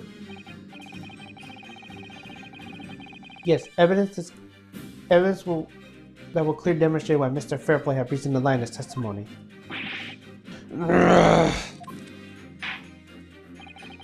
Very well. I hereby call the defense to present its evidence. The evidence that demonstrates the motive for the witness' alleged deception to the court. Hold on. His performance taking notes of the secrets of Lennox generally. Oh dear, do you really think we ought to look inside? Well, it's not as though we know any of Lennox generously personally, isn't it? A part of our great detective friend, perhaps. Actually, I wonder. I'm sure we will not find Mr. Strom's name inside. Well, let's see what we can find.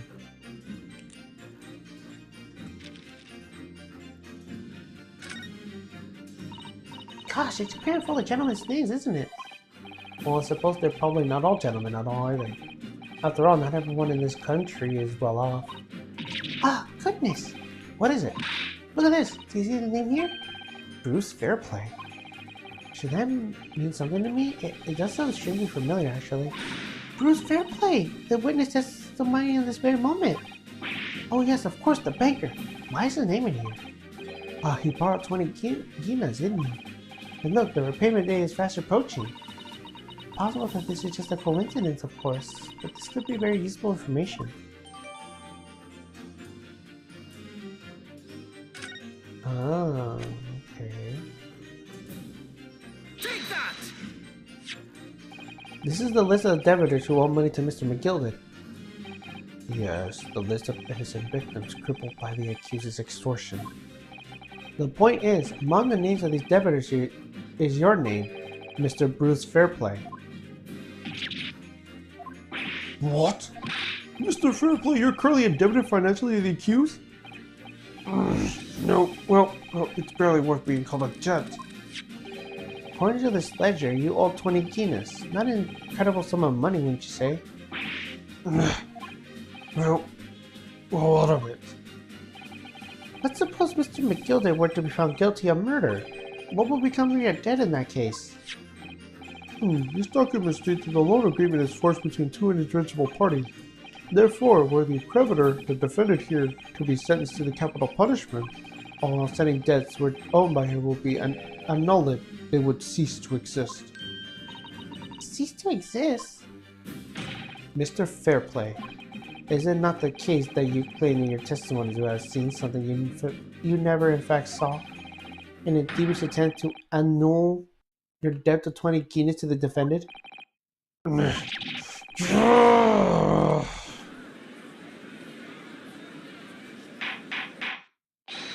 Order! Mr. Bruce Fairplay! Yes, my lord? Let me ask you again, and be aware that your answer may have most serious implications upon your future, sir.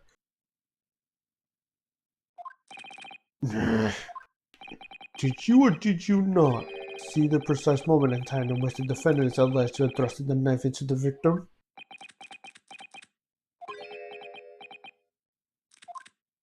Your silence speaks volumes. You did not tell the truth in your testimony. Alright, now let's not make the melodrama out of this. Perhaps I did overstate the truth in pitch. A pitch? But it makes no difference. I definitely remember seeing blood in McGill's hands. Both of them. Objection! And yet only one of the defendant's gloves, which we have here as evidence, is stained. So you keep saying. I wonder if I'd be allowed to speak, sir? Go ahead, Mr. First. Well, the thing is, I think I remember seeing it myself as it happened. Seeing what? The blood, sir, on the assailant's hands. I think, yes. I'm almost sure it was on both of his hands, not just one. What? What?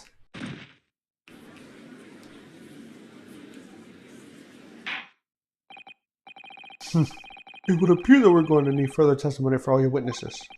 This time, I would like to know precisely what you did and what you did not see. Do I make myself perfectly clear? Yarsness. Mr. Naruto, This is good news. The course of the trust seems to have shifted slightly, at least. Yes! We might finally have a chance to turn things around here.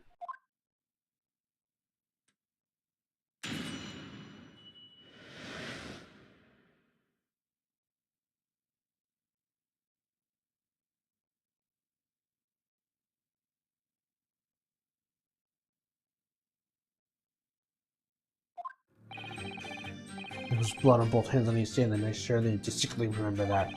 However, I suppose you might say that I didn't see the exact moment the stabbing transpired, if it matters. I remember seeing the knife, and I remember seeing both the attacker's hands with blood on them. I really didn't see anything myself. No, not until I heard that scream. Anyway, the fact remains there cannot be anyone else in that carriage as we all can see.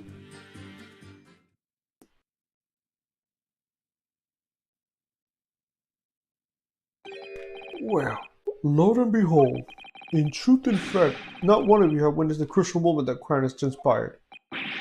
I apologize, my lord, but honestly, there was no one else inside the carriage, and the man's hands were covered in blood. There must be evidence is tantamount to saying we all saw the man do it. That's really not what the testimony is about. Let us examine the interior of the omnibus once more. The victim's flesh bud is clearly visible on the seat, corroborating the witness's accounts. In other words, there are no substantial nor significant change in the facts of the case. Very well. Your cross-examination, please, counsel. Yes, my lord.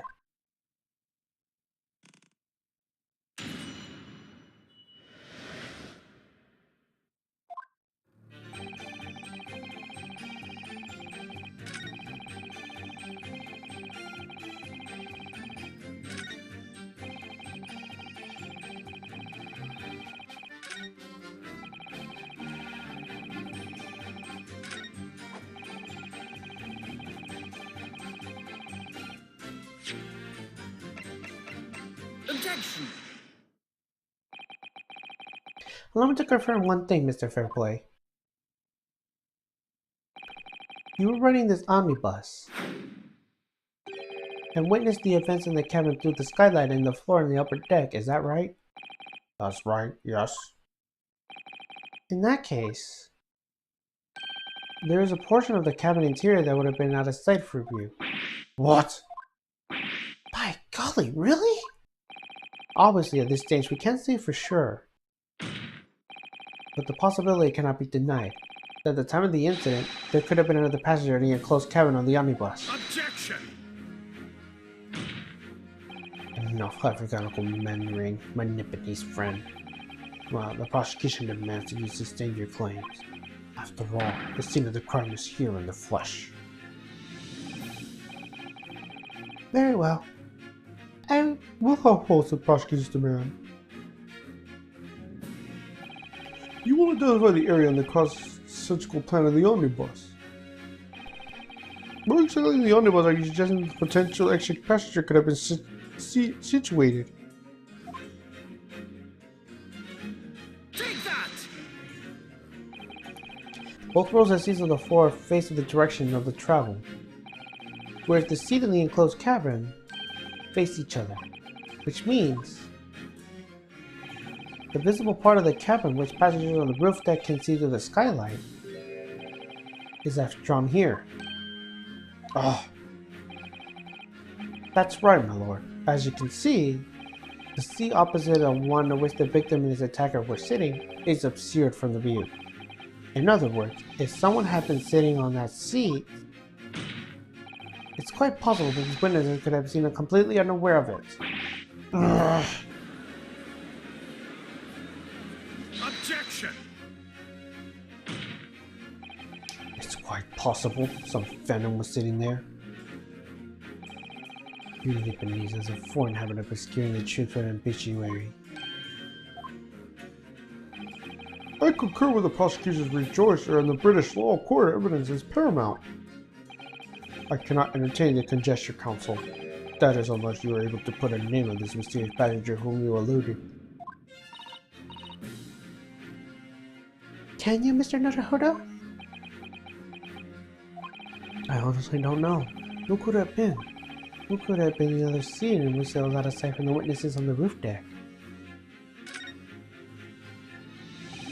I understand, my lord. The defense would like to put forward a name. You are a fool. That response was desperate attempt to the man who made no notion of his limitations. A toast to hard lessons not yet learned. Let's not delay, Counsel. The defense is still in the name of the passenger of the other seats. This could be it. This could be a chance I've been waiting for to turn this way in my favor. On that night, on the night of the murder, the person occupying the seat in the omnibus cabin that was obscured to view was... Take that! the passenger in the enclosed cabin that the witnesses on the roof deck failed to see. Has to have been Mr. Magnus McGilded. Mr. McGilded? What are you talking about, Counsel? That's the name of the defendant! Objection! If I disgrace this chamber by smashing my hallowed chalice, do forgive the discourtesy. Lord Van Ziegs! People talk of those silent other nations of the Far East are having a learning and culture of their own. But I see they use the term ill-wisely. What are you trying to say? Let me explain the terms that even a student of the artless backwater such as yourself might understand. When the bloody scene unfolded, the victim and his assailant were sitting side by side. Multiple witnesses have asserted to that fact. It's the very premise on which the case is built. But that premise may be wrong. What? If the victim really was sitting beside Mr. McGilded, it creates a consistency that can't be reconciled in any way. What consistency, Counsel? The defendant's clothes, my lord. Both witnesses made the same testimony. They claimed that there were blood on both hands of the person sitting next to the victim. Objection! Yet we know the truth to be otherwise. Only one glove bears the gory remains. Objection! The point is, even with the face of this infeasible evidence, both witnesses have maintained their stance. Yes, their testimony remains unchanged. Exactly. They both adamantly swear that they clearly remember seeing blood on both hands of the assailant. In short, their memory of events is correct, and their testimony reveals the truth. There was somebody else sitting beside the victim that night, a third party we have yet to identify. And the victim's blood was on the passenger's hands, both of them. Objection! And who was this third party? Obviously, the true culprit. Extraordinary!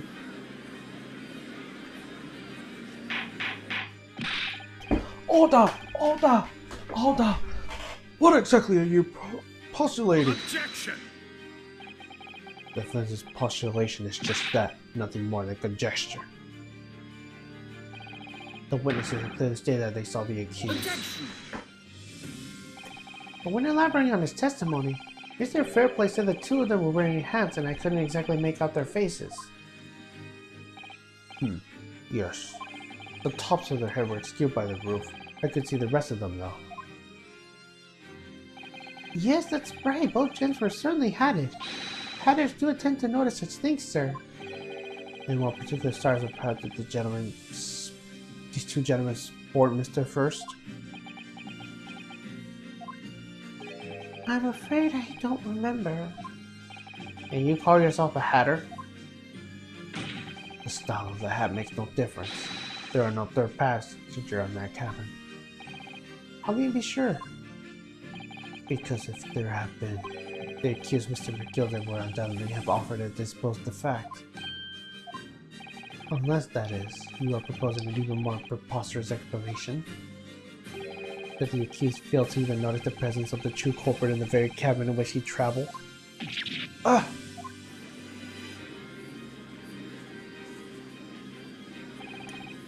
He's right. There's another person traveling in the enclosed cabin in the omnibus. It's inconceivable that Mr. McGilden would have been aware of it. Hold on. There's clearly a clear solution of this problem. Bring the accused Mr. McGilden to the stand. Well, what says you, counsel? Prosecution objects, my lord. On what grounds?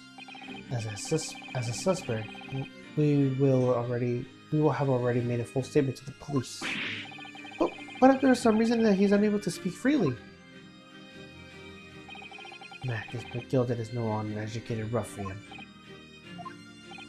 If this indeed turns out that the man has been withholding information, you can be sure it will be the most deliberate act. Counsel for the defense, what is your opinion? My lord, should we ask Mr. McGilden to testify or not? Yes, we need to hear what he has to say in order to find out the truth. The defense would like to call Mr. McGilden to the stand. In that case, I would like to hear the opinion of the jury. Yes, I need a little time to consider this. If you ask me, I think we should hear what Mr. McGilden has to say. Get the man out here, I say. It would be illogical not to hear his testimony. When something is done, get it done. That's how I run things in the guild. Hearing what the patron of my favorite little park has to say? Oh yes, that would be lovely. Yes, the jury says the man must be heard. Very well, the court will hear the defense testimony. Bailey, show the defense to the stand at once.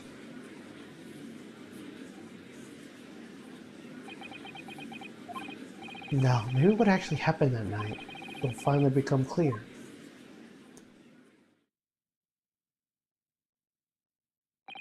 Let proceedings be resumed. Mr. McGilden, have you been listening to the discourse today?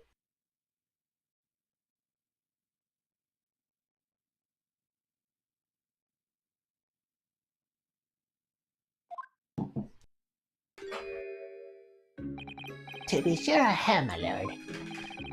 There are now 2 matters to which the court desires to hear from you. The first is whether or not there was a third party with you on the omnibus cabin as proposed by the defense. The second is that if such a person was indeed present, why did you conceal that fact to the police? Egad, no, that's not my nature to hide anything at all. Just answer the questions, please. The truth of the matter is, I've been desperate about this all along. Do I tell you so or keep me mouth shut? Tell us what, Mr. McGilden. That fine fellow representing me is absolutely right. The carriage of the night was myself and another man. There was another passenger. It's true. Aye, and 'twas me to help the little urchin get away after it all happened. You... what?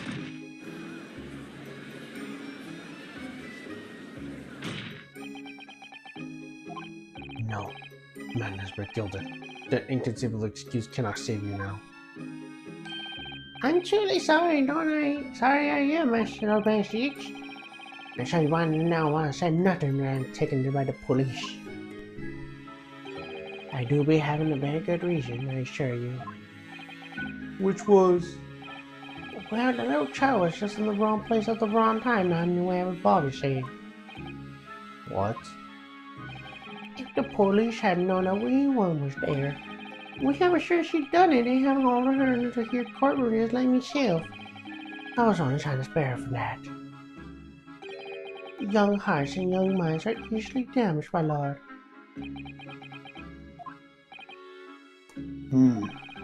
And who was this young child of whom you speak? That I don't know. You don't know? Aye, well, the weird thing just happened to be in the carriage that night. I never saw her before or seen her. Objection! We have absolutely no reason to believe this man. The prosecution calls for the witness statements to be discarded by the court. You know, I wouldn't be surprised if the urchin isn't here in this courtroom as we speak, listening to the proceedings. What?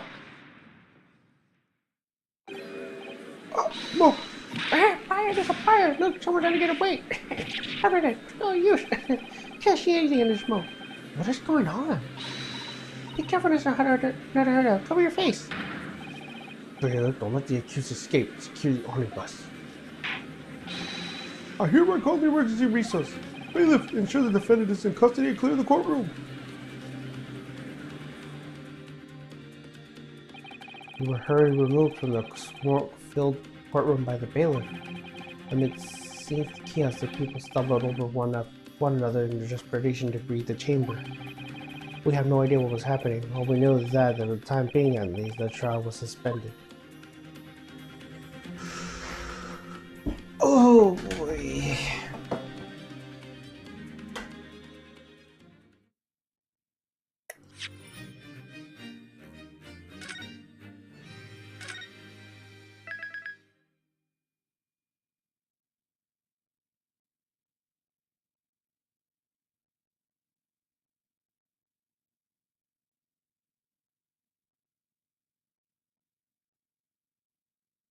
Well, and that's gonna be it. The next time, we're gonna complete this case. But for now, we're going on the raid. Or, we're gonna end it now.